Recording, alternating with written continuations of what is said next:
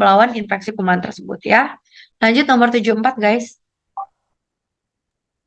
Orang laki-laki 32 tahun penderita HIV dibawa ke IGD karena penurunan kesadaran sejak 1 hari, riwayat demam sejak 4 hari, pemeriksaan 100 per 65, nadi 100 kali per menit, RR 20 kali per menit, temperatur 37,6, laboratorium HB11 GPDL, leukosit 3 banding 900, hematokrit 37, trombosit 163.000, CD4 35 sel, IgM Dengue negatif, IgG Dengue positif, IgM toksoplasma negatif, IgG toksoplasma positif. Yang menyebabkan penurunan kesadaran saat ini kemungkinan adalah Ya, apa? Kemungkinan apa? Kemungkinan tokso ya. Jadi tokso itu kan IgG-nya positif, guys. IgG tokso positif berarti dia masih ada infeksi yang kembali aktif. Namanya relapse atau reaktivasi, ya kan? Jadi reaktivasi itu berarti dia sudah terjadi yang namanya proses kambuh gitu. Apanya yang kambuh? IgG-nya itu kan imunoglobulin G-nya kan positif. Berarti dia sudah pernah terpapar oleh toksoplasmosis itu gitu ya. Ini kakak kirim ya MCQ yang udah kakak ini ya. Bu ya, kakak kirim ke grup kita. Udah masuk belum? Ini 65 MB. Jadi agak lama ya. Kak, Ya. ah, di sini IgG Dengue-nya positif juga, Kak. Oke, jadi yang kita lihat kan dia HIV sayang. HIV terus dia penurunan sadaran ya. Penurunan sadaran. Terus dia apa lagi? Adanya lebih berat apa sih? Tokso sama DBD. Kalau tokso dia kan di otak ininya apa namanya? eh Proses penyakitnya ada di otak. Tadi kan CT scan kepala kan. Tapi kalau demam berdarah dengue positif tapi IgM negatif ya dia infeksi lampau aja gitu. Ya dia kalau demam berdarah kan cuma demam doang, dia nggak ada sampai kalau perdarahan ya mungkin ya. Tapi kan di sini lihat trombositnya masih bagus. Hematokritnya juga tiga tiga kali HB-nya masih bagus. Jadi masih normal ya demam berdarahnya. Tapi kalau toksonya itu yang menyebabkan gejala gangguan sarafnya, yaitu kesadarannya menurun. Oke? Jadi pada HIV itu paling banyak terjadi toksoplasmosis. Gimana guys? Apakah jelas guys? Halo? Jelas, Kak. Jelas ya. Jadi kita lihat yang mana yang lebih berperan di sini adalah toksonya. Kenapa? Karena toksonya ini relapse. Nah, kenapa? Karena tokso itu salah satu manifestasi yang paling sering adalah dia penurunan sadaran, perubahan perilaku, gejalanya sakit kepala atau bisa kejang ya. Ini ya, toksoplasmosis itu adanya penurunan kesadaran. Bisa dibacakan? Berikut ini penyakit yang berhubungan dengan hipersensitivitas tipe 2 adalah Ya, tadi kita udah belajar ya. Kalau tipe 2 itu ada apa? Berhubungan dengan darah dan demam rematik akut masuk juga ya. Jadi ada autoimun, anemia, hemolitik, trombositopeni dan em, apa? Dan demam rematik akut ya. Untuk shock anafilaktik itu rinitis alergi itu masuk ke tipe 1 ya. Terus apa lagi? RA, rheumatoid arthritis masuk ke mana? Rheumatoid arthritis kompleks imun jadi masuk ke tipe 3. Reaksi alergi tipe 3. Oke? Gitu. Oke, lanjut guys. 76.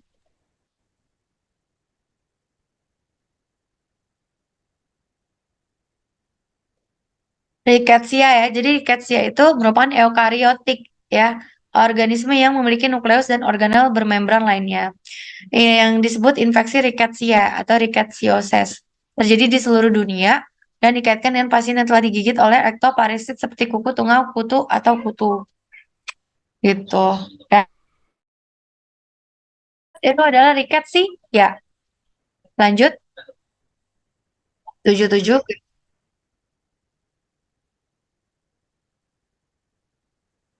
Ya, jadi dalam organisme apa? Parasit kan kata kakak tadi. Plasmodium itu parasit sama kayak Pokoknya parasit itu cacing, cacing juga parasit ya. Oke, dia termasuk parasit yang bergantung dengan organisme lain. Ya, oke. Ya, lanjut tujuh.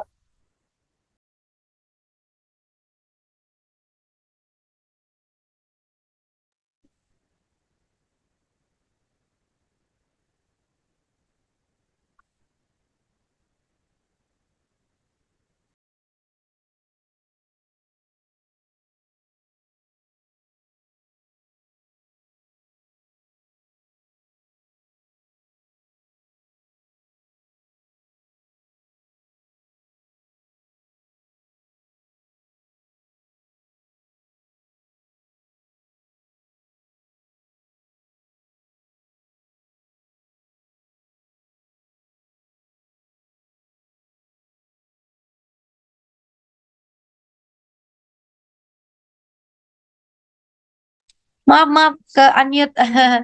Falsiparum ya. Kenapa tadi kita udah bahas ya pisang, terus bulan sabit, terus apa lagi sosis, ya kan? Ya enggak sih? Jadi pisang, bulan sabit dan sosis itu apa? Dia masuk ke falsiparum. Oke? Ya, lanjut guys.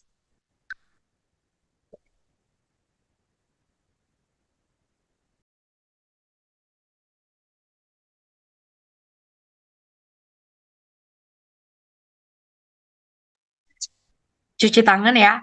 Hand hygiene. Jadi makanya kita harus cuci tangan, nggak boleh nggak cuci tangan. Kenapa? Karena tangan itu paling banyak bakterinya. Oke? Ya, lanjut.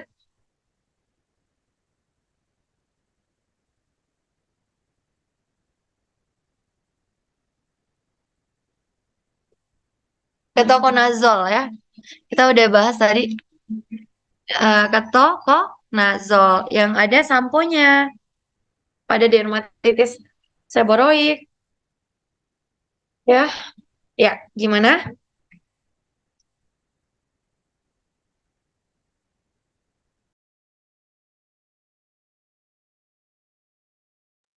Ya, lanjut.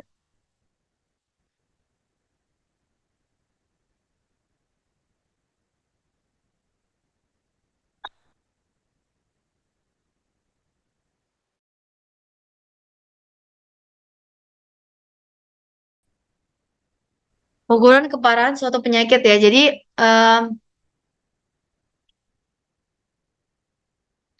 infeksi suatu patogen adalah derajat virulensi. Berikut adalah mikroorganisme yang paling virulen ya. Yang paling virulen itu yang paling apa artinya? Yang paling memiliki daya virus yang menularkan penyakit itu adalah hepatitis B ya. Kenapa? Karena hepatitis B ini ya itu kalau sekali kena itu seumur hidup kenanya gitu. Dia bisa bertahan di dalam tubuh kita itu lama sehingga minum obatnya seumur hidup gitu. Jadi jawabannya adalah E ya. Karena dia mengobatinya seumur hidup kayak HIV. Kalau ada jawaban HIV ya HIV pasti. Tapi karena nggak ada ya hepatitis B ya. Oke?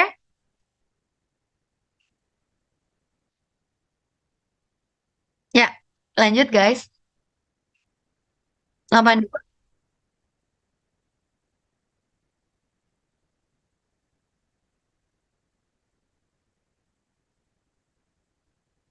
Oke, malaria ya. Jadi eh malaria ya. Kenapa kayak menggigil terus apa? Berkeringat ya. Ya, berkeringat. Nah, jadi kita cek apa kalau kita curiga pasien ini ada malaria? Kita cek apusan darah tepi, apusan darah tebal, dan IgG, IgM malarianya gitu. Oke, lanjut.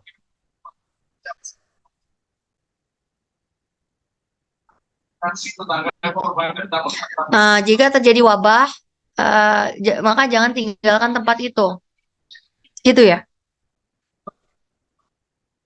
Maksudnya apa sih? Jika kamu mendengar wabah, maka janganlah kalian memasukinya. Tapi jika terjadi wabah di tempat kamu, maka kamu, maksudnya diisolasi ya, dak. Kalau kita misalnya kena wabah, kita diisolasi, jangan pergi dari tempat tersebut, oke? Ya enggak sih? Lanjut.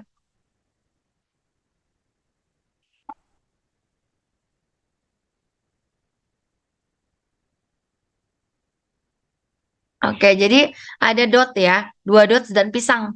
Nah, ingatlah pokoknya pisang, sabit, eh, apa, sosis itu semua plasmodium falciparum. Oke, ya, lanjut. 85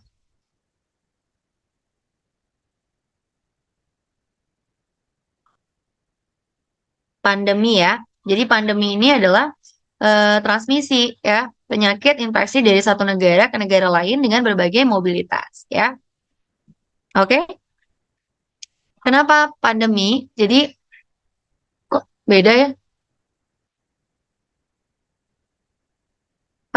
Sorry, sorry, sorry. Bawahnya ada lagi perbedaan. Heeh.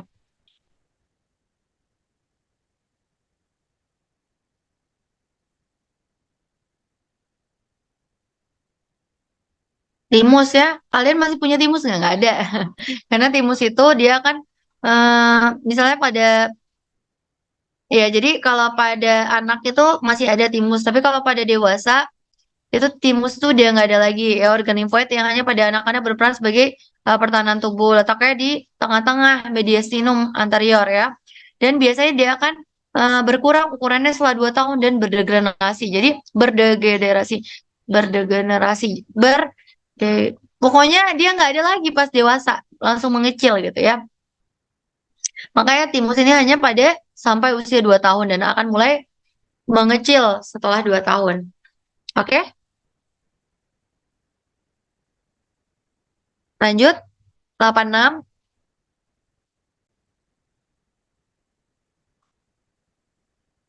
Ya, apa efeknya?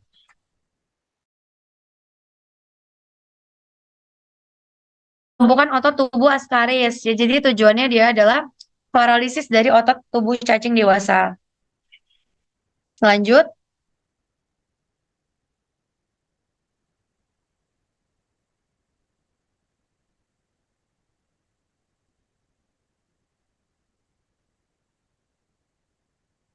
karena virus itu terjadi mutasi ya.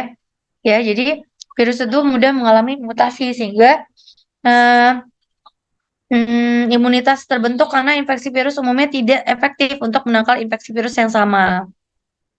Kenapa? Karena virus itu mudah mengalami mutasi sehingga kadang kita tuh susah menghadapi virus yang bermutasi kayak virus COVID kemarin atau virus-virus HIV itu kan mudah bermutasi ya. Sehingga kekebalan tubuh kita harus membentuk kekebalan yang baru terhadap mutasi yang baru gitu ya. Oke, lanjut 88.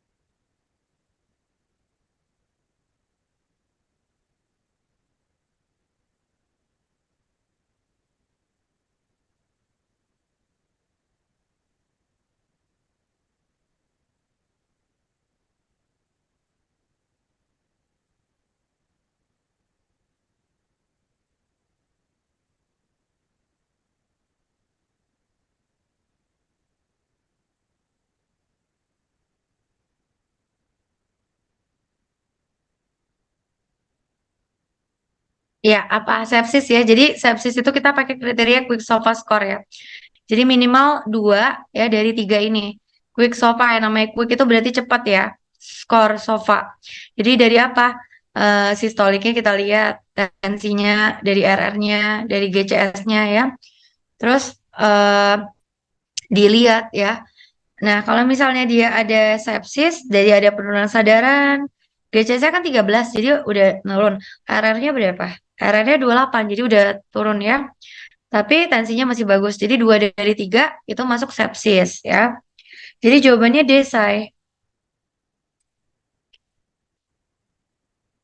Ya, gimana? Karena kalau DBD ya nggak kayak gini, pasiennya sudah mengalami sepsis. Sepsis itu ibaratnya sudah terjadi bakteri yang menyebabkan apa ya? Bakterinya itu sudah menyebar secara sistemik, namanya sepsis. Infeksi bakteri secara sistemik ya, sepsis. Ya, sorry Mbak. Ya, gimana?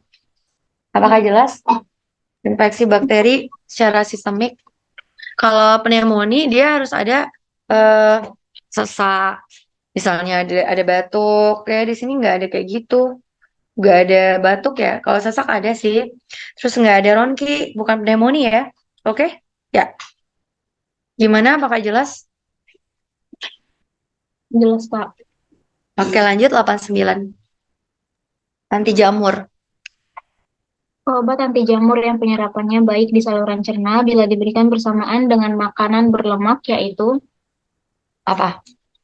Jadi Griseofulvin itu adalah obat anti jamur yang penyerapannya baik pada saluran cerna ya. Jadi bisa diberikan bersama dengan makanan berlemak ya, Griseofulvin.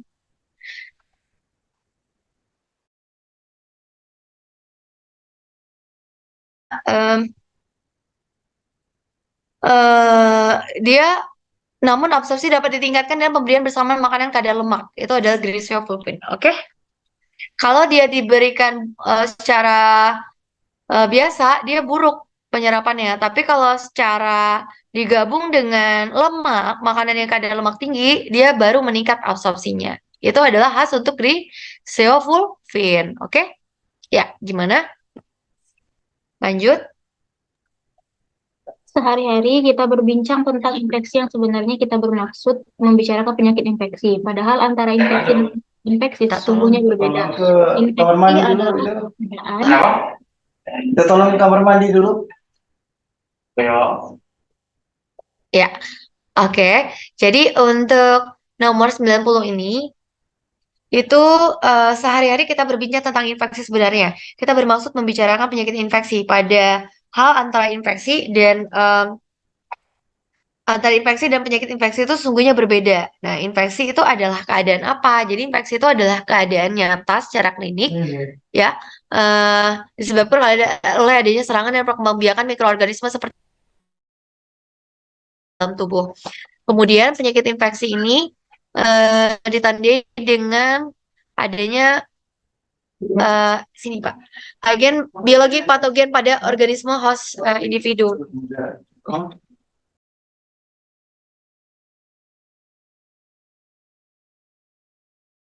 Ya, gitu. Apakah jelas? Jadi jawabannya adalah infeksi itu adalah respon apa ya? Infeksi adalah terjadi multiplikasi mikroorganisme dan respon imunitas serta gejala dan tanda klinis ya. Jadi adanya gejala dan tanda klinis. Kalau untuk pilihan B salah, salah. Kenapa? Karena tanpa gejala dan tanpa tanda klinis ya. Jadi salah ya untuk pilihan B. Kenapa? Karena dia harus ada gejala dan tanda klinis. Terus kalau yang C salah, kenapa? Karena tanpa adanya respon, sedangkan dia harus ada respon. Terus yang D itu salah, kenapa? Karena dia tidak terjadi multiplikasi. Yang E juga salah, karena tidak terjadi multiplikasi, gitu ya. Apakah jelas? Ya, kita lanjut nomor 91.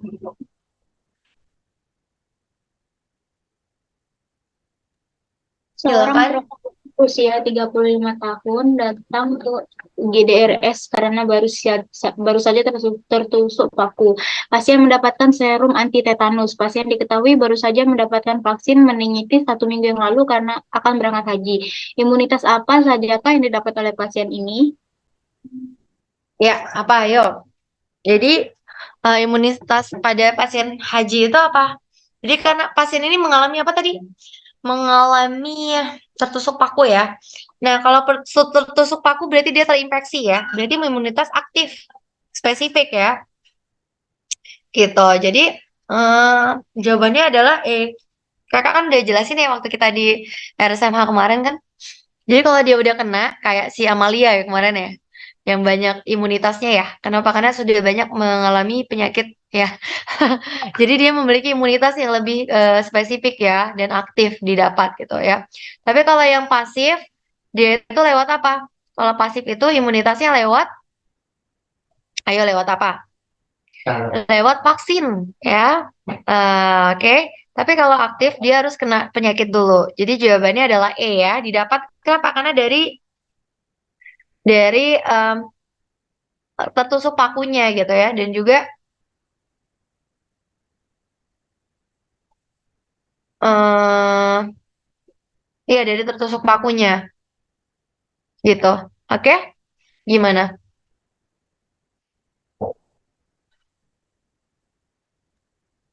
Jelas, Kak. Jadi jawabannya itu sebenarnya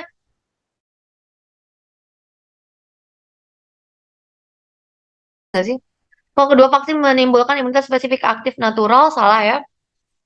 Enggak, karena yang aktif natural itu cuman yang apa? Tetanus ya, bukan kedua-duanya. Ini semuanya kedua ya. Yang pasti imunnya ini aktif ya. Jadi jawaban yang pasif salah semua. B, C, D itu salah. Kenapa? Karena ini imunitas spesifik yang aktif yang didapatkan ketika pasiennya kena penyakit itu, gitu. Nah, aktif ini ada yang alami, ada yang didapat. Yang didapat ini dari vaksin, seperti vaksin meningitis. Oh, ternyata dia punya vaksin tetanus. Jadi jawabannya E, betul-betul E. Kenapa? Karena pasiennya ini sudah mendapatkan vaksin tetanus. Sabun ya? Oke, sabun.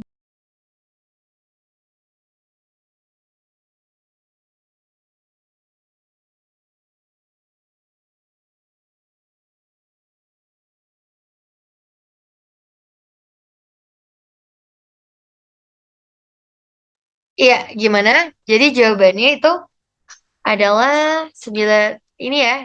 Karena dia didapat semua ya. Dari dia sudah dapat anti serum tetanus dan juga dia udah dapat dia aktif yang didapat. Kecuali kalau dia belum pernah divaksin tetanus sebelumnya, baru dia. ini sudah selesai. Ya, jadi jawabannya ini ya. Jawabannya yang didapat ya. Apakah paham, guys? Kenapa? Karena dia baru saja mendapatkan vaksin meningitis, terus juga dia mendapatkan serum anti tetanus. Ya, oke. Nih, buang Bebang. Ya, jadi jawabannya itu. Gimana? Apakah jelas? Karena dia dapat vaksin ya. Oke. Ya, lanjut. 92. Mikroorganisme penyebab infeksi disebut patogen. Tidak semua bakteri adalah patogen, tetapi semua virus pasti patogen karena Virus itu menyebabkan penyakit yang mematikan gitu ya. Terutama virus apa? Virus HIV, ya. Virus COVID. Hah? Gitu ya. Jadi virus itu patogen. Kenapa? Karena dia mematikan. Oke? Lanjut. 93. berikut ini merupakan gejala malaria berat adalah Kejang ya. Jadi malaria berat itu ada perubahan kesadaran ya. Terus ada apa lagi? Kelemahan otot. Ya, kejang berulang sesuai dengan pilihan ini ya. Terus ada distres pernafasan, ada hipotensi, ada ikterik, ada hemoglobinuria, ada perdarahan spontan dan edem paru. Oke? Yang sesuai dengan ini adalah yang kejang berulang. Oke, lanjut guys. 94. seorang perempuan 22 tahun akan menikah. Sebelum menikah, pasien melakukan medical check-up dan didapatkan hasil IgM toksoplasma negatif, IgD toksoplasma positif. Pasien mengatakan ia tidak mempunyai keluhan terkait toksoplasmosis. Pemeriksaan fisik dalam batas normal. Kesimpulan terhadap pasien ini adalah Ya, jadi kalau apa namanya IG ya. Oke, jadi kesimpulannya gini. Kalau IgM-nya negatif, itu berarti dia nggak lagi kena ya. Tapi sini IgG-nya positif ya. Jadi pasiennya pernah menderita tokso ya. Kalau IgG-nya positif aja ya nggak perlu diterapi ya. Kenapa? Karena dia cuma riwayat aja. Kecuali kalau sekarang aktif kembali gitu toksonya. Jadi jawabannya adalah eh IgG positif dengan IgM negatif itu infeksi yang lampau gitu. Jadi jawabannya E ya. Jadi tidak perlu diterapi. Ya, gimana? Apakah jelas? Halo? Ya, lanjut ya. Untuk Kak, boleh selanjutnya diulang nggak, Kak? ya, oke. Ini kakak ulang ya. Jadi gini, untuk menyatakan suatu infeksi toksoplasmosis itu kita kan cek titer IgM ataupun IgG. Kalau IgM-nya positif, itu berarti infeksi akut. Ya, kalau IgM, M itu menyatakan kondisi akut, sedangkan kalau IgG itu menyatakan apa? IgG itu bisa menyatakan infeksi yang lampau.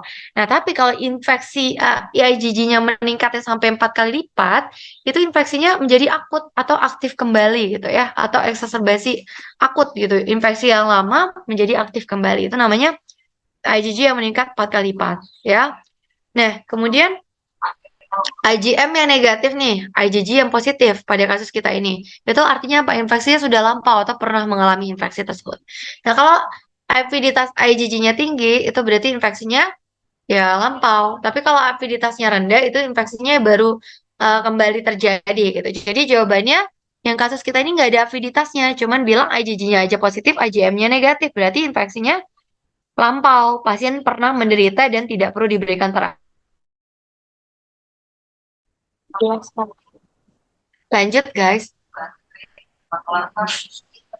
Berikut ini patogenesis dari myasthenia gravis adalah Ya, tadi udah kita jelaskan ya misalnya grafis nih. Kalian kalau belajar sering kayak gini nggak matanya?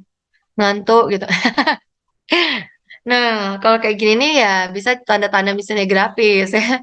Jadi misalnya grafis itu dropping of eyelids ya. Jadi kelemahan ya, perubahan suara jadi serak dan juga sulit menelan ya. Jadi di mana dia terjadi apa? Terjadi adanya kompetensi atau gangguan autoantibody terhadap asetilkolin yang menyebabkan otot-otot wajah mengalami kelemahan ya. Gitu. Oke? Ya, lanjut 96. seorang perempuan usia 24 tahun, hamil 20-24 minggu, datang ke poliklinik ingin imunisasi. Pasien ini khawatir karena di daerahnya juga sedang berjangkit penyakit hepatitis. Manakah imunisasi di bawah ini yang kontraindikasi pada wanita hamil? Oke, jadi yang hamil itu nggak boleh dikasih vaksin apa? Vaksin yang hidup ya. Jangan sekali-sekali kasih vaksin varicella, zoster ataupun MMR pada ibu hamil. Nggak boleh banget. Oke? Jangan dikasih kontraindikasi ya. Jadi nggak boleh dikasih MMR dan varicella serta herpes zoster. Oke? Ya, gitu. Lanjut. Adanya 97. program imunisasi dan pekan imunisasi nasional berkat adanya penemuan sistem imunitas didapatkan oleh Louis Pasteur ya. Jadi Pasteur ini dia menemukan ilmuwan ya yang menemukan mencegah pembusukan makanan. Makanya pasteurisasi, kalian pernah nggak minum susu berpasteurisasi? Pernah nggak? Pernah lah ya. Susu apa contohnya? Garfield, apa sih? Granfield ya?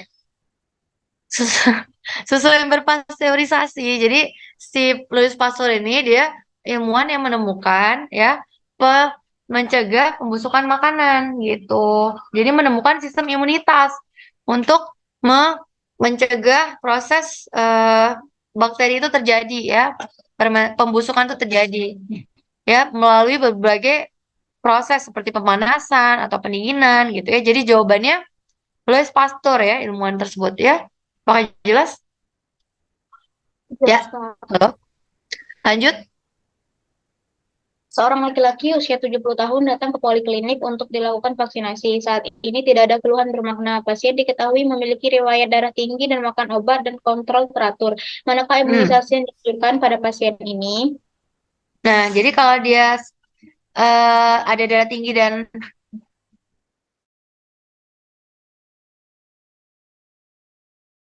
influenza itu yang kita rekomendasikan. Kenapa? Karena sering terjadi resiko terjadi pneumonia ya. Kenapa? Makanya kita harus merekomendasikan vaksin-vaksin yang pada usia lanjut di atas 60 tahun terutama ya. Kita berikan Haemophilus influenza ataupun vaksin pneumococcus ya. Tujuannya adalah untuk pasien-pasien yang berisiko terjadinya penyakit tersebut. Kenapa kita nggak ngasih hepatitis B? Kalau hepatitis B itu biasanya kita anjurkan untuk pasien-pasien yang berisiko seperti nakes atau seperti orang-orang yang kerja yang berhubungan dengan darah. Kemudian yang C itu salah. Kenapa MMR ngapain pada udah tua kasih MMR ya? Kemudian yang D juga salah. Kenapa hepatitis B tadi udah kakak jelaskan. Yang E juga salah. Kenapa? Karena ada zoster ya. Zoster tuh nggak boleh diberikan kalau udah usia lanjut. Itu masuk ke dalam MMR ya. Measles, mumps, ya masuk ke dalam uh, apa herpes ya. Jadi kalau herpes zoster itu ya nggak perlu diberikan. Jadi yang wajib diberikan, yang dianjurkan adalah influenza dan pneumokokal ya. Oke. Ini ya sesuai dengan usia ya yang kita targetkan kalau di atas 60 tahun atau 65 tahun yang ditargetkan targetkan adalah yang hijau influenza dan pneumococcus ya. Oke. Yang ini dan ini. Oke. Gimana? Pakai jelas? Nah, sebenarnya zoster tuh udah mulai disarankan sih. Jadi jawabannya kalau ada zoster berarti jawabannya E dong. Zoster mana zoster? Oh iya iya iya E aja guys. E. Sorry ya salah. Dibenerin aja ya. Nomor 98 E ya. Halo. Zoster untuk apa, Kak? Zoster untuk varicella zoster. Itu biasanya terjadi pada orang-orang yang apa kayak cacar ular gitu ya. Yang udah imunocompromised gitu. Oke. Lanjut, Tai. 99. Penularan morbili lewat apa? Ya. Morbili lewat apa? Udara. Ya, jadi dia itu droplet. Kita udah jelasin ya sebelumnya. Jadi makanya harus diisolasi pasien-pasien dengan campak ya, morbili ya, atau dengan keluhan tersebut ya. Kenapa? Karena bisa menular lewat udara ya, ya droplet. Ya, nih mekanisme of transmission with droplet. Oke, ketika bersin, ketika batuk gitu ya. Ya, lanjut. Komponen spesifik dan imun spesifik tadi udah kakak jelasin ya. Imun spesifik itu dibagi jadi apa? Limfosit ya. Yang spesifik di mana dia terdiri dari limfosit apa B dan limfosit yang sifatnya T yang ada di seluler ya. Jadi jawabannya limfosit B dan limfosit T ya. Nah, bagaimana yang non spesifik? Yang non spesifik ini yang di luar, yang pertahanan paling luar seperti kulit ya, selaput lendir ya, terus apa? Kalau misalnya cairan atau biokimia seperti air mata, asam lambung, kelenjar ludah itu semua pertahanan tubuh kita loh. Terus juga antibodi ya, makrofag itu pertahanan yang lini pertama yang non spesifik. Oke? Ya. Ya kita bahas soal selanjutnya ya. Halo? Ada soal yang kakak kirim satunya? Bisa dibuka? Bentar, Kak. Bisa dibacain guys nomor satunya. Halo? Silakan dibacakan. Soal ini loh, yang berikut ini jenis obat yang digunakan untuk hemofilaksis. Doxycycline ya, tadi udah ada di penjelasan soal juga. Jadi doxycycline itu diberikan untuk hemofilaksis malaria. Ya, oke. Apa diagnosis pada kasus ini? Ya, jadi ada beberapa kriteria leptospirosis ya. Jadi leptospirosis ini udah kakak jelasin kan sebelumnya. Ada suspek, ada probable, ada definitif. Definitif itu harus ada pemeriksaan bukti bakterinya. Sedangkan kalau suspek itu masih dari pemeriksaan dari gejala klinis dan juga pemeriksaan fisik. Tapi kalau probable itu sudah ada pemeriksaan lab ya. Atau dia mengarah ke sana misalnya kayak ada manifestasi dua dari suspek di mana dia memang unit pelayanan tanpa fasilitas lab. Kita bisa menegakkan kasus probable gitu. Seperti pada kasus ini kan udah ada labnya, terus juga sudah ada gambaran sklera ekterik, udah ada gambaran nyeritakan pada musculus gastrocnemius, ya. Jadi nyeri pada betis ya, ini khas untuk apa? Leptospirosis, tapi belum diperiksa MAT-nya, sehingga masih kondisi yang probable. Jadi jawabannya B ya. Kenapa bukan E? Kenapa? Karena belum ada pemeriksaan itunya. Nah, untuk yang E ini dia harus ada apa? Penurunan sadaran. Nah, pas ya. Jadi belum ada masalah di ginjal juga, belum ada aki, belum ada pahit yang tadi ya. Jadi jawabannya masih B. Gimana? Apakah jelas? Halo? Jelas, Kak. Lanjut ya. Silakan dibaca nomor 3. Udah tadi ya. Jadi demam rematik akut itu masuk hipersensitivitas tipe 2 sama kayak anemia hemolitik autoimun dan apa? Intinya kalau dua ini dia itu berhubungan dengan IgG dan IgM ya. Nah, kalau RA, rheumatoid arthritis itu masuk tipe 3, rinitis alergi tipe 1, shock anafilaktik tipe 1 dan multiple sclerosis tipe 4. Oke? Kita lanjut lagi, guys. Nomor 4. Nah, yang menjadi pertahanan tubuh dalam respon spesifik. Tadi kakak udah jelasin ya, antibodi. Jadi antibodi ini adalah pertahanan tubuh kita. Ya, antibodi dibagi jadi 2. Antibodi non spesifik dan spesifik. Ya, oke? Ini udah juga ya dibahas tadi. Nomor 5, MHC. Jadi pertanyaannya berulang ini, soalnya sama aja ya intinya ya. Yang dihasilkan gen petanda encoded diidentifikasi sebagai penolakan jaringan transmutasi. Tadi udah ada ya guys ya. Ini soal ulangan. Nomor 6 juga soal ulangan ya. Yang membunuh gram positif ataupun gram negatif. Jadi yang berspektrum luas. Jadi jawabannya betul A ya guys. Nomor 7 juga udah diulang ya. Kenapa? Karena ini yang sesuai dengan kriteria sepsis.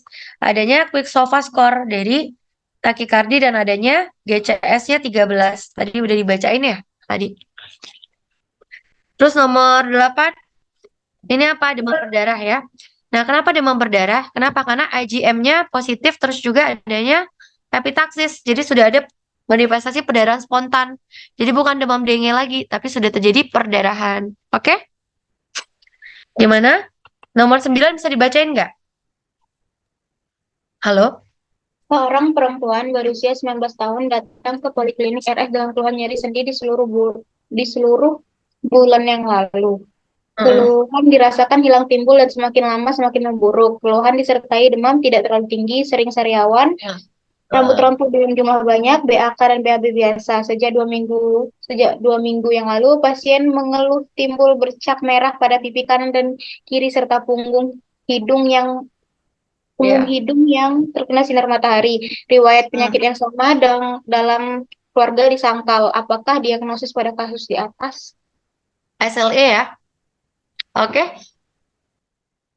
Pas ya, karena ada melares ya, bercak merah, terus juga ada artritis sendi ya. Oke. Ada rambut rontok, khas untuk SLE. Nah, untuk nomor 10, pada apa ayo? Pada gastroenteropati alergi ya. Mm-mm. Jadi kan gastroenteropati kan masalah diare gitu. Apakah jelas?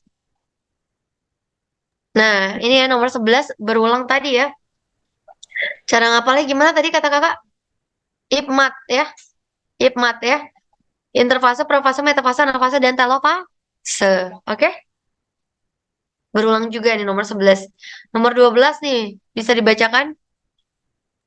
Berikut ini kriteria rawat jalan pada bronkiolitis adalah Nah, jadi pada bronkiolitis itu ada rawat jalan kalau support. Kalau pasiennya itu sudah bisa makan minum atau dia masih ringan tingkatan scoringnya RDAI-nya kurang dari 3 ya.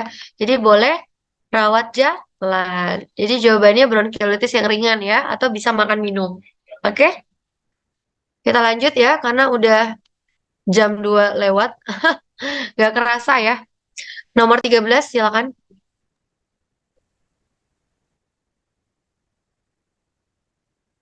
Palsi parum ya dibaca 14. berikut ini derajat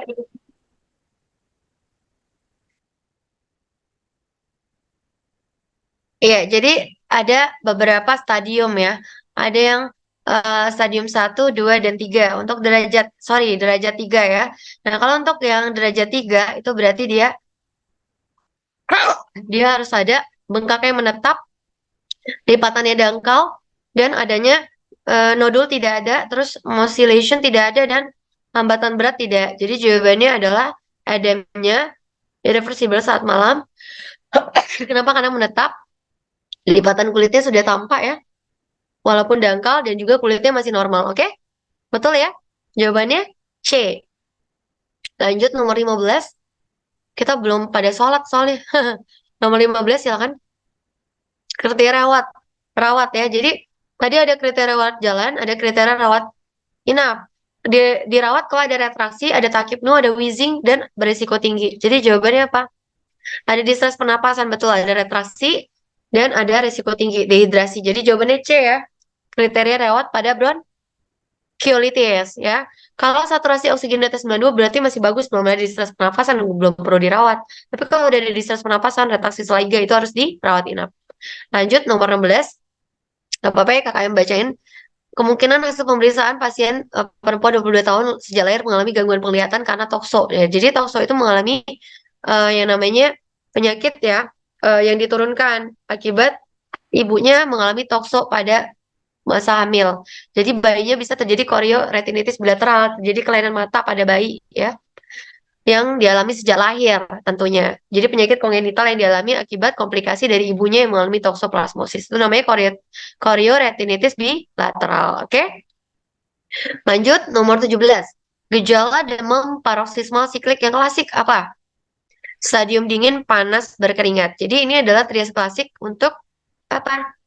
Malaria. Jadi awalnya ada fase dingin ya. Kemudian ada fase menggigil ya, dingin itu. Kemudian ada fase panas atau demam tinggi dan berkeringat. Oke? Nah, kita masuk ke nomor 18. Nah, untuk 18 ini jawabannya salah ya. Yang betul ada yang streptococcus, jawabannya D. Boleh dibenerin nggak? Oke? Itu salah ya, saya. Jawabannya yang D ya. Oke? Nah, ini udah berulang juga tadi ya. Kokus gram negatif itu streptococcus. Oke? Staphylococcus itu gram positif. Nomor 19. Pertahanan tubuh yang masuk respon non-spesifik. Apa? Yang non-spesifik itu berarti membran mukosa. Berarti yang letaknya paling yang bagian pertahanan tubuh yang non-spesifik. Jadi betul ya jawabannya. Nomor 20 udah berulang ya. Kenapa? Karena antibiotik yang spektrum luas, contohnya apa? Chloramphenicol, tetracycline, cephalosporin, generasi ketiga. Oke. Aduh, kepencet lagi. Ini soalnya banyak banget. Jadi bacanya. Ada 150 soal loh. Kakak baru nomor 20. Oke, lanjut ke nomor 21 ya. Ini tadi ya, spektrum antibiotik. Nah, nomor 21 ini MHC. Tadi udah diulang juga ya. Jadi kalau yang berkontrol genetik yang melibatkan MHC itu melibatkan infeksi dan autoimun. Gitu ya jawabannya ya. Nah, nomor 22 nih. Berikut kriteria klasifikasi RA. Apa? Sering terlibat minimal berapa sendi? Lebih 2 atau lebih sendi ya. Oke, itu adalah kriteria RA ya. Nah, kita lanjut nomor 23. 23 ini ada pemeriksaan apa nih? Boleh dibacain nggak nomor 23? Ya, oke. Kakak aja yang bacain kalau gitu. Jadi nomor 23 ini dia ada demam, terus ada coated tongue, typhoid tongue, terus ada hiperemis dan tremor. Oh ya ini yang konsumsi Taiwan di pinggir jalan tadi ya. Itu betul ke infeksi tipoid. Jadi jawabannya adalah pemeriksaan apa kalau kita curiga tipoid? Pemeriksaan Widal test atau Tubex ya. Nah, terus menyambung pertanyaan nomor 24. Kromosom diploid 2N. Tadi pada fase apa? Fase S. Betul ya? Tadi udah kakak jelasin juga ini berulang. Terus gold standard untuk malaria adalah hapusan darah tebal dan tipis. Yaitu dengan hapus darah tepi ya. Betul. Tipis untuk diagnostik, tebal untuk monitoring terapi. Nah, ini ya, nomor 26 juga berulang ya. Dan termasuk golongan cephalosporin generasi ketiga yang ada P tadi. Apa? Sorry, generasi keempat tadi pertanyaannya ya. Ini yang generasi ketiga, yaitu ceftriaxone ya. Tadi yang sebelumnya pertanyaannya generasi keempat ya di soal sebelumnya. Kita lanjut ke nomor 27 ya. Nomor 27 ini yang memberi kerja menghambat sintesis protein sel. Jadi antibiotik itu ada yang kerjanya menghambat, ada yang membunuh ya, bakteriostatik, dan bakteriosit. Nah, untuk yang statik itu adalah yang aminoglikosid contohnya ya. Jadi dia menghambat pertumbuhan sel dengan menghambat pembentukan dinding sel ya. Lanjut. Nah, asiklopir bisa bekerja dengan baik jika diberikan pada saat apa? Virus yang aktif membelah. Jadi pada saat eh, virulensinya tinggi ya kita bisa kasih asiklopir gitu. Pada saat itulah kita bisa memberikan antivirus ya. Oke, lanjut nomor 29. Nah, tadi udah ada di soal sebelumnya ya. Proses urutan respon inflamasi ada intro pengenalan ya, ada requirement yang kakak jelasin tadi ya. Terus ada proses fagositosis, kontrol respon inflamasi, dan proses penyembuhan. Ya, oke? Betul ya, nomor 29. Nomor 30 juga soal berulang ya. Soal terhadap parasit dan reaksi alergi itu yang meningkat apa? Eosinofil ya, betul. Ini banyak soal berulang ya. Nomor 31 juga sama ya. Kuman penyebab diare akut yang terbanyak apa? Rotavirus. Jadi kalau berhubungan dengan diare akut paling banyak disebabkan oleh rotavirus. Nomor 32 nih. Gejala malaria berat apa aja? Kejang berulang. Tadi ya kan udah disampaikan di slide ya. Nah, ini pernyataan yang benar, leptospirosis juga ada di slide tadi ya. Jadi patogenesisnya apa? Gosalia adalah MAT atau microscopic agglutination test. Nah, untuk jaringan granulasi itu biasanya terbentuk pada hari keberapa, guys? Nomor 34 pada hari kelima. Tadi udah juga soalnya sama ini ya. Ini gampangnya kita kalau baca soal kita baca yang kalimat terakhir. Oke. Nah, nomor 35 ini diare kronik karena adanya maldigesti dan malabsorpsi.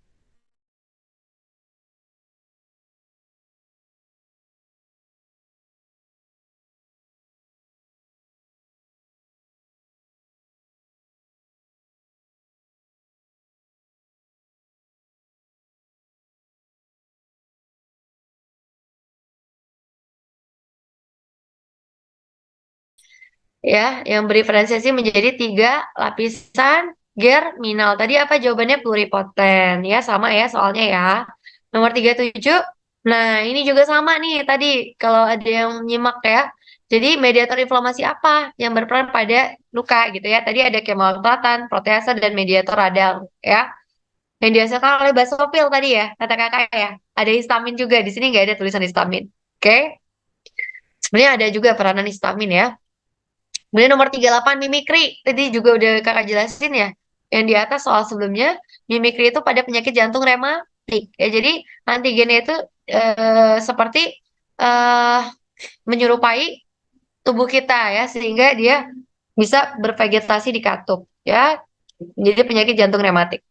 Terus nomor 39 penyakit yang merupakan patogenesis Graves disease.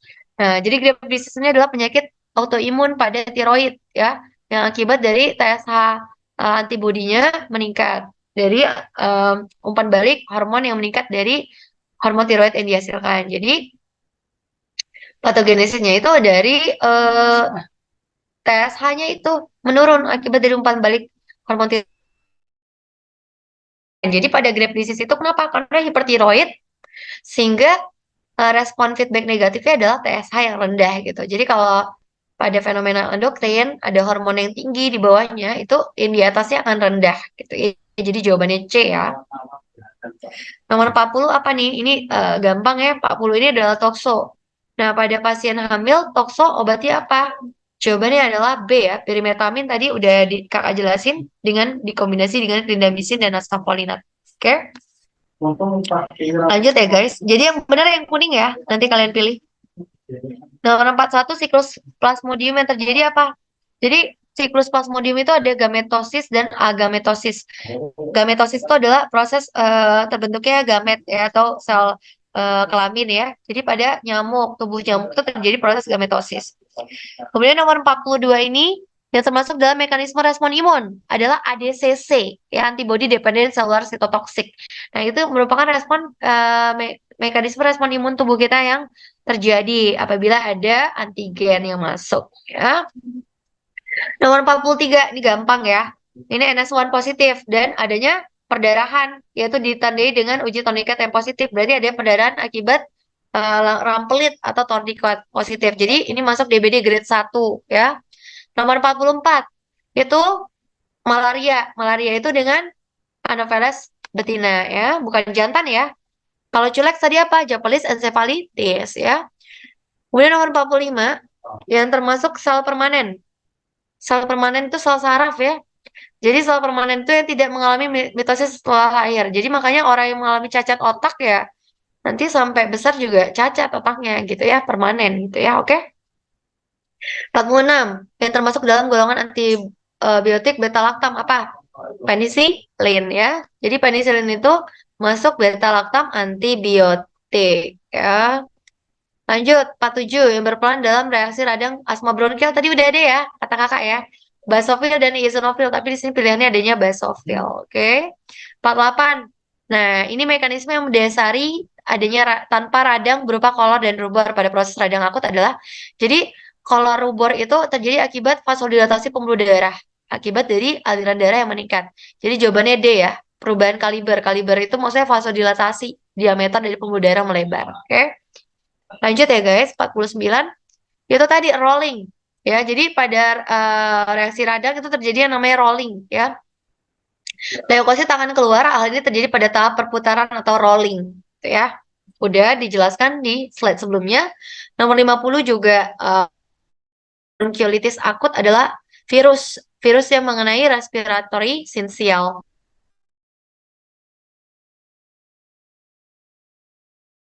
Iya, adverse reaction. Nah ini yang kita harus bedain ya. Tadi ada beda ya. Jadi jawabannya D tadi ya, bukan merupakan adverse event. Jadi kalian tuh harus bedain sih adverse reaction sama adverse event. Adverse event itu adalah KIPI, sedangkan adverse reaction adalah reaksi simpang.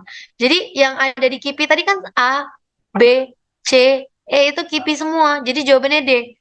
Benerin ya guys. Nomor 51 tuh jawabannya yang D ya. Efek samping vaksin tadi ada di KIPI. Jadi bukan A ya. Oke? Suara kakak kedengeran nggak? Oh, Mantap. lanjut ya. 52 ini, nah pada pasien DBD, IgM-nya positif, IgG-nya positif. Terus ada perdarahan spontan tidak ada, tapi ada uji toniket positif, berarti DBD grade 1. Nah pada pasien DBD grade 1 kita kasih apa?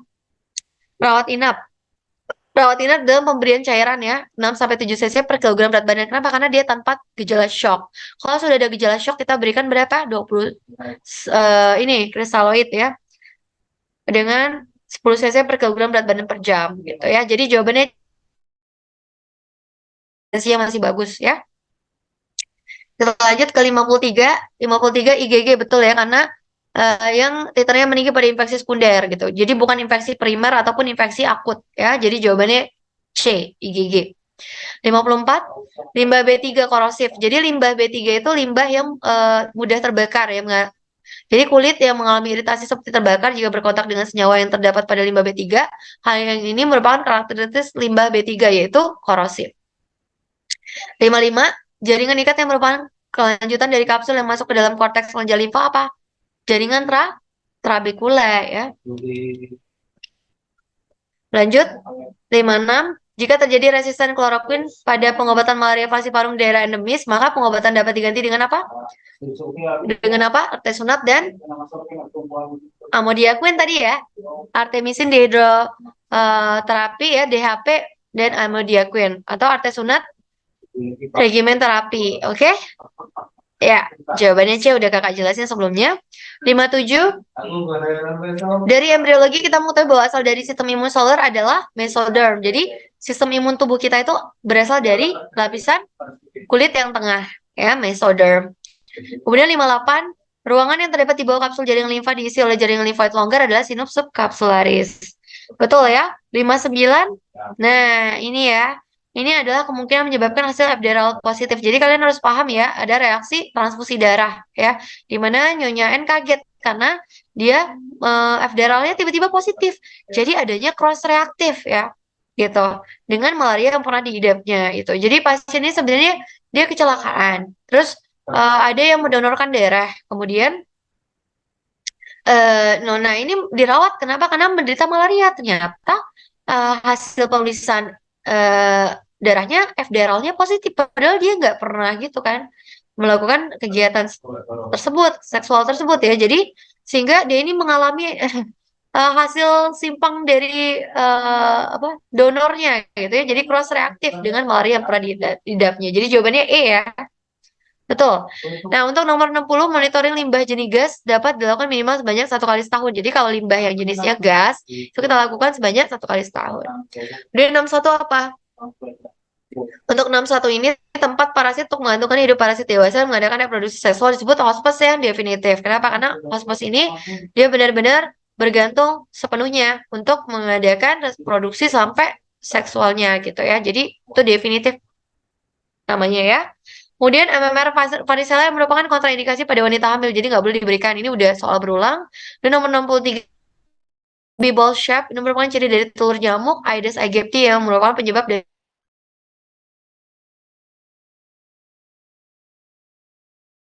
apa? Rough shape, gitu ya. Nomor 64, tonsil yang terletak di antara arcus pathologus dan arcus palatopharyngeus adalah tonsil palatina, ya. 65 sama ya, obatnya tadi CYP 34A ketoconazole ya. Ya, oke. Jadi berkurang jangan diberikan bersamaan ya. Kenapa? Karena bisa meningkatkan konsentrasi siklosporin ataupun menurunkan rifampicin. Itu adalah ketoconazole. Nomor 66, betul ya. Jadi miconazole itu kerjanya adalah merusak ikatan serol dan terjadi perubahan permeabilitas dari membran sel. Oke, dari jamur ya.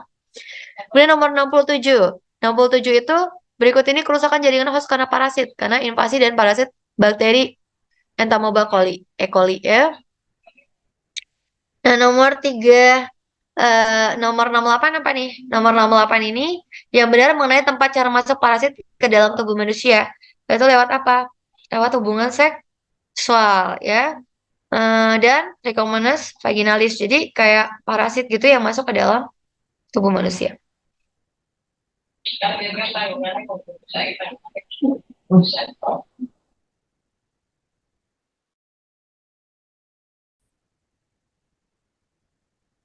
Oke? Lanjut untuk vaksin hepatitis A. Jadi hepatitis A kalian udah pernah belum vaksin?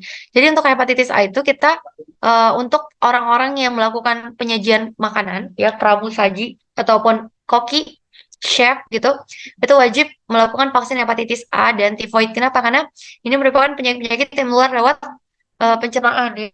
Jadi kalau misal tangannya jorok, kotor gitu ya, dia lagi makan ya bisa kena juga kita tifoid ataupun hepatitis A gitu. Jadi harus divaksin ya. Untuk hepatitis A itu cukup dosis itu 1 dosis. Oke, jadi jawaban nomor 771 Pedicus humanus itu apa? Kutu kelamin. Itu masuk ke dalam insekta. Halo, kedengeran nggak? 72. Ya, tadi udah ya, zoster, influenza, dan pneumococcus ya, yang ditanyain tadi sama siapa ya? Lupa kakak. 73, nodulus limfatikus ya. Jadi pada pasien yang pada jaringan limfoid padat berbentuk bulat, itu berbentuk nodul dijumpai pada kelenjar limfa adalah nodulus limfatikus. Kemudian nomor 74 kalau NS1. Nomor 75 apa? Jawabannya dan sel B itu merupakan sel yang berperan dalam respon imun yang spesifik ya. Nomor 76 itu primaquine itu kita lanjutkan selama 14 hari pada malaria falciparum dan vivax ya. Jadi vivaxnya ini yang membuat dia sampai 14 hari. Kenapa? Karena stadium vivax, malaria vivax itu memiliki stadium hipnozoid yang harus ada fase dorman gitu. Sehingga harus pemberiannya lebih lama dibandingkan malaria yang lain. Vivax dan ovale ya khususnya ya. Sampai 14 hari pemberian primaquine-nya.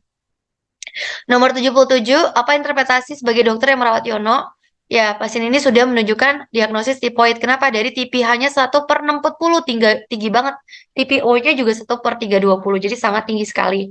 Nomor 78, imunoglobulin yang muncul pertama kali pada infeksi primer, kata kakak apa? IgM, berarti akut ya.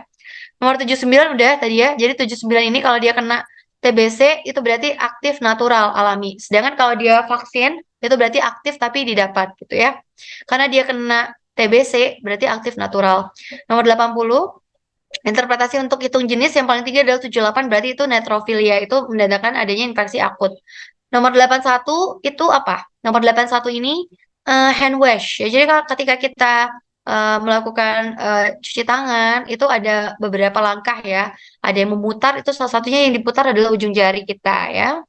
Kemudian nomor 82 untuk naik haji itu vaksin apa? Vaksin meningokokus influenza ya. Nomor 83 kelabang termasuk ke dalam kelas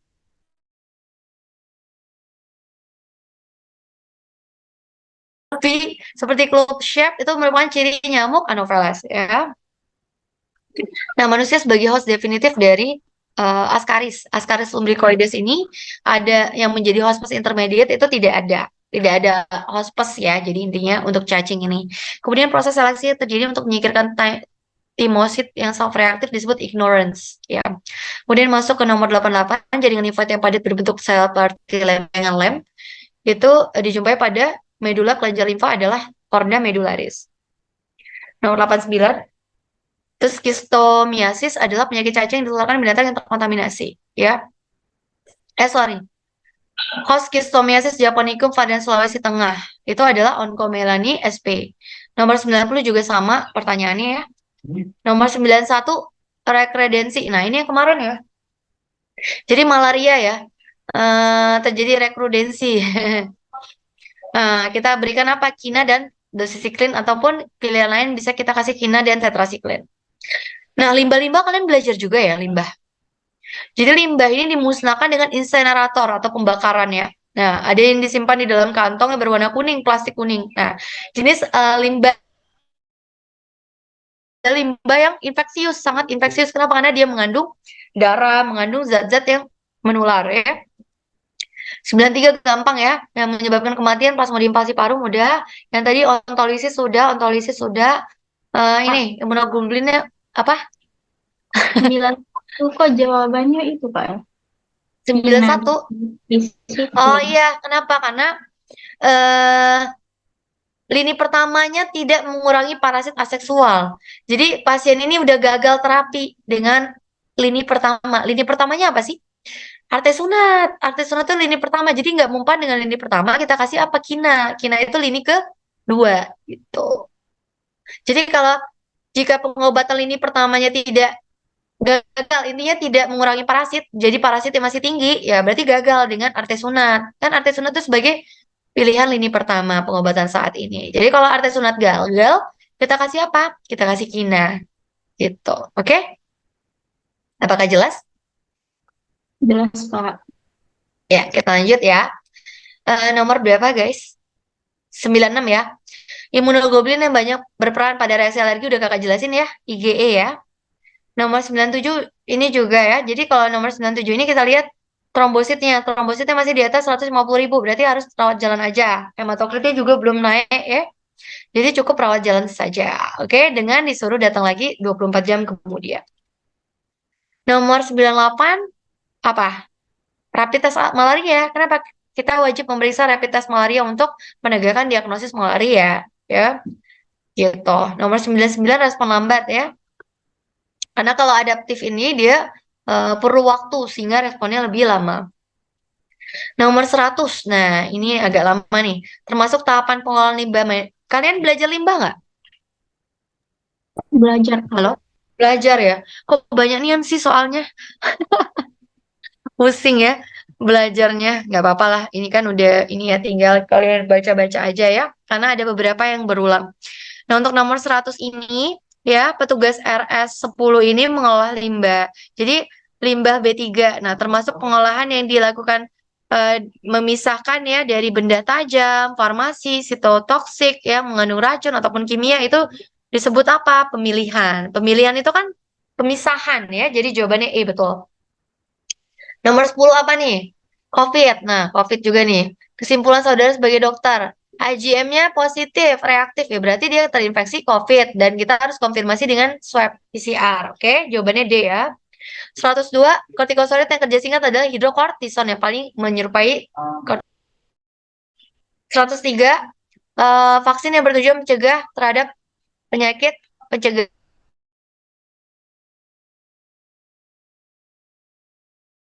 penyakitnya, mencegah supaya tidak terulang lagi penyakitnya ya, namanya sekunder. Kemudian nomor 104 itu adalah cuci tangan ya. Jangan lupa kita cuci tangan. Kenapa? Karena tangan ini banyak bakterinya. 105 mengenai pemeriksaan lab salmonella itu harus diberikan apa? Kalau Widal dengan titer O-nya 1/1060 dengan titer H di atas 1/320 itu positif berarti ya salmonellanya. Ya. Jadi jawabannya adalah C ya, bukan A. A salah ya. Jadi kalau O itu aglutinin yang somatis sehingga dia tidak perlu 320, tapi kalau H itu yang flagel kayak dari bulu getarnya.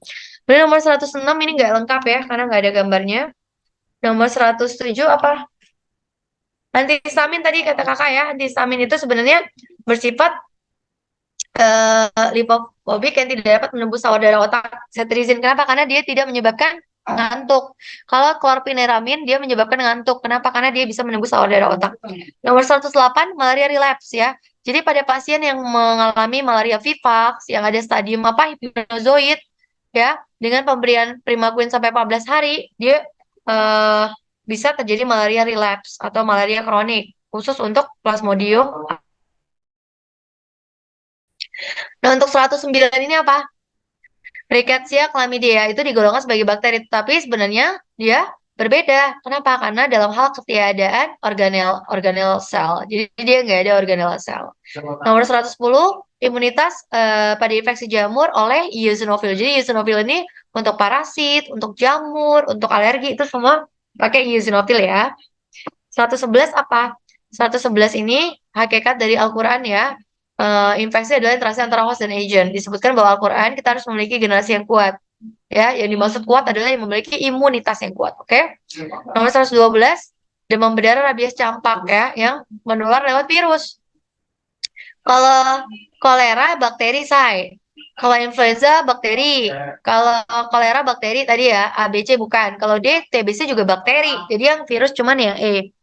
Kemudian untuk yang 113 ini kita masih yang limfasitik biliaris derajat 1 ini tadi derajatnya udah ada di soal nomor 3 tadi ya di atas. Nomor 114 apa nih? Bakteri yang sangat bermanfaat untuk bidang rekayasa genetik adalah adanya DNA plasmid. Jadi apa? Jadi kita berikan vaksin dengan mengambil DNA plasmidnya. Jadi bakteri yang dilemahkan ya dengan menggunakan rekayasa genetik. Nomor 115 apa nih? Perdarahan subkonjungtiva. Berarti dia ada masalah apa? Batuk lama, perdarahan subkonjungtiva. Ya, kita bisa kasih eritromisin ya. Ini bisa leptospirosis atau apa ya? Sebenarnya batuk lama ya. Batuk lama ini TBC ya banyak sih. Sebenarnya nggak selalu spesifik nomor 115 ini ya. Nggak dijelasin dia penyakit apa. Nah, tapi kalau untuk eritromisin itu bisa gram positif dan gram negatif. Jadi bisa diberikan B jawabannya. Sebenarnya chloramphenicol juga bisa, cuman chloramphenicol ini spesifik biasanya untuk pasien-pasien salmonella, walaupun dia broad spectrum. Oke, gitu. Kalau erythromycin ini antibiotik yang digunakan di saluran pernafasan biasanya ya. Jadi kalau untuk ada batu lama, kita pakai erythromycin. Ya. Oke, nomor 116. Ini adalah diagnosis orang yang mengalami kaki gajah ya. Parasit ya, filariasis limpatik ya, kaki gajah. Ya, tapi di sini yang membesar apanya nih? Aksilarisnya, limfadenitis ya. Jadi mengalami parasit dari filariasis ini gitu ya. Biasanya menyebabkan kaki gajah ataupun lengannya besar ya, limfadenitis. Intinya limfadenitis itu pembesaran dari organ bisa di kaki, bisa di lengan gitu ya. Itu pada filariasis. 117 ya. Ini pada cacing pada daging tadi ya. Nah, biasanya dia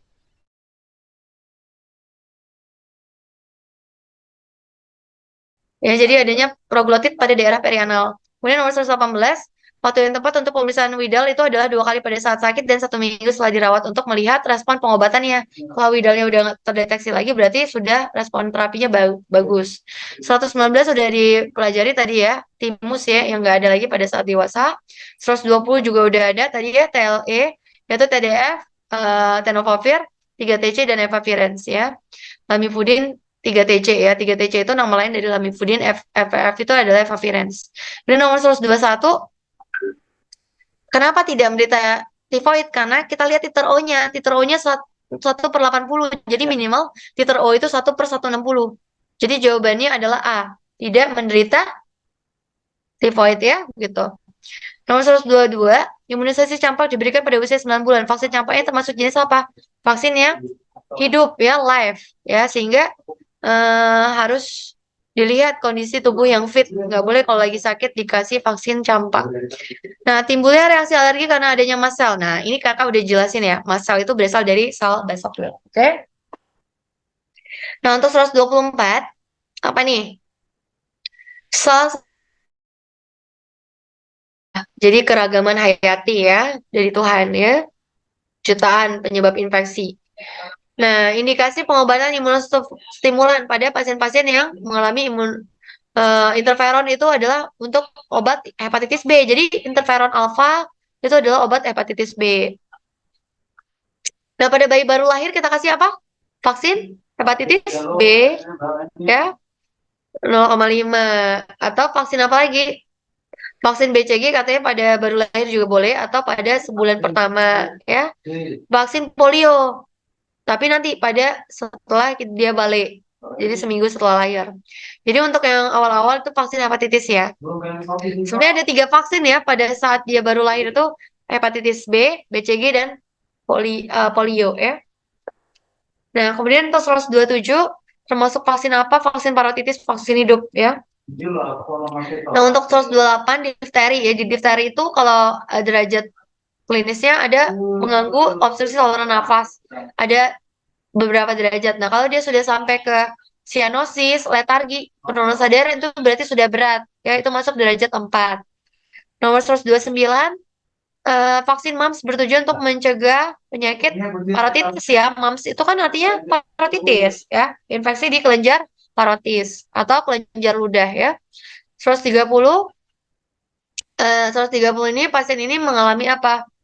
Hari pertama menggigil 3 hari bla bla. Dari pola demamnya dia setiap hari ketiga, setiap 2 hari bebas demam, hari ketiga kembali menggigil. Ini masuk Vivax ya. Vivax itu dia pola demamnya nama lainnya adalah malaria tertiana. Jadi demam pada hari ketiga ya. Dan hari ketiga pasien kembali menggigil. Jadi dia masuk ke Plasmodium vivax. Pola demamnya tiap 2 hari bebas demam, hari ketiga baru demam. Terus 131, artropode yang dapat memicu gejala asma adalah Dermatopagoides ya, yang bisa memicu reaksi alergi. 132, bakteri yang menyebabkan ekstraseluler adalah yang menyebabkan penyakit dengan cara menghasilkan toksin. Betul ya? 133 apa nih guys? Positif bila berapa senti guys? 20, didapatkan 20 biji ya minimal ya. Oke? Untuk rampelit atau tourniquet test. Untuk 134, antihistamin yang diberikan pada pasien ini adalah loratadine ya. Kenapa? Karena dia efek sampingnya tidak menyebabkan ngantuk ya. Kemudian kenapa? Karena dia tukang jahit. Kasihan dia kalau ngantuk nanti ketusuk jarum tangannya ya. Dan nomor 135 apa nih? Antibodi yang muncul setelah infeksi mikroorganisme adalah namanya myeloid progenitor. 136, antihistamin memiliki efek antikolinergik juga adalah dimenhidrin. 137 itu betul ya, sederhana. Jadi pewarnagram itu adalah pewarna yang paling sederhana. Kenapa? Kan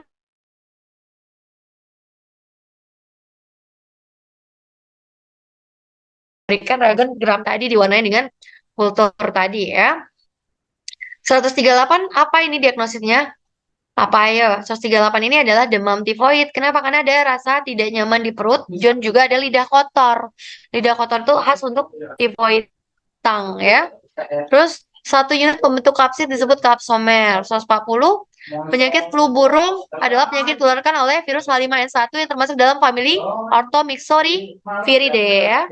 141 mikroorganisme yang bersifat patogen penyebab penyakit infeksi adalah herpes virus, rickettsia, staphylococcus aureus, candidiasis species, dan plasmodium species. Nah, ini semuanya pakai hospes ya, bersifat patogen ya. Patogen semua, nggak ada yang berbahaya, semuanya jahat, patogen yang menyebabkan infeksi ya. Oke, kenapa bukan CMF? CMF itu kan bukan patogen. Ya, jadi bukan salah, tobacco juga bukan ya. Cacing kremi juga bukan. Jadi A, C, D, E salah. Untuk 142 itu adalah SLE. Kenapa? Penyakit autoimun sistemik ya, SLE. Kenapa? Karena dia itu autoimun sistemik yang bisa melibatkan beberapa organ ya. Nah, jadi kalau pada pasien HIV kita harus cek apa? CD4. Kenapa? Karena dia menyerang CD4-nya. Terus karena di sini dia ada pasiennya ada ronki, terus juga ada berat badan turun, ada batuk-batuk berdahak. Jadi kita curiga adanya TBC. Sehingga kita harus cek TCM. Ya, pada pasien HIV itu sering terjadi infeksi oportunistik berupa TBC ya. 144 jawabannya apa? Profilaksis tadi udah ada di soal nomor 1, doksisiklin ya. 1 hari sebelum sampai 4 minggu setelah pulang. Bukan 2 hari sebelum, salah ya. 1 hari sebelum maksudnya. Nomor 145 betamethason ya, memiliki kemampuan meresistensi natrium. 146 penyakit AIDS disebabkan oleh HIV yang merangsang antibodi ya. Intinya dia itu menduduki CD4 ya. Oke, 147 ini DBD ya. Nah, jadi kalau pada anak-anak yang mengalami DBD, ya DBD grade berapa nih kita bisa lihat? Dia ada perdarahan nggak? Bintik kemerahan, berarti ada perdarahan nih, berarti DBD grade 2. DBD grade 2 dengan akralnya hangat masih ya, belum ada tanda-tanda shock. Ya udah, berarti kita bisa berikan cairan 100 sampai 120 cc per 140 cc per jam ya. Bukan derajat 3 tapi derajat 2 ya. Jadi masih B bisa kita lakukan. Kemudian untuk 148 ini yang tadi yang kata kakak ya. Jadi kalau ada wabah yang berada di dalam area wabah, jangan keluar. Sebaiknya orang dari luar jangan masuk. Itu berarti isolasi. 149 penyakit TSLE itu masalahnya apa sih? Adalah hilangnya toleransi dari tubuh. Jadi clearance-nya itu gagal ya. Gagal pembersihan dari apoptosis sel. Sehingga eh, dianggap benda asing ya. Jadi hilangnya pengenalan atau toleransi terhadap sel tubuh sendiri. Itu namanya SLE. Kemudian nomor 150 itu penyakit infeksi gonorrea adalah salah satu dari sexual transmitted disease yang berkenaan dengan tentang zina ya. 100 banyak nih soalnya kalian ini ya. 151 penyakit Alzheimer dengan tanda degradasi masif pada jaringan otak disebabkan oleh infeksi apa? Virus. Jadi ada virus yang namanya bisa menyebabkan Alzheimer ya. Jadi berbahaya loh.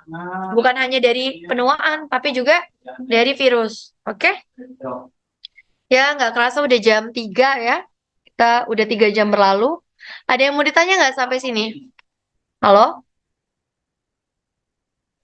Halo, halo? Masih ada? Halo?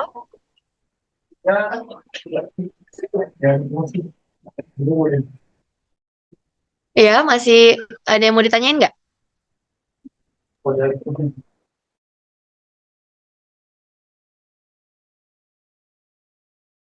Kakak belum sholat, kakak izin sholat dulu ya.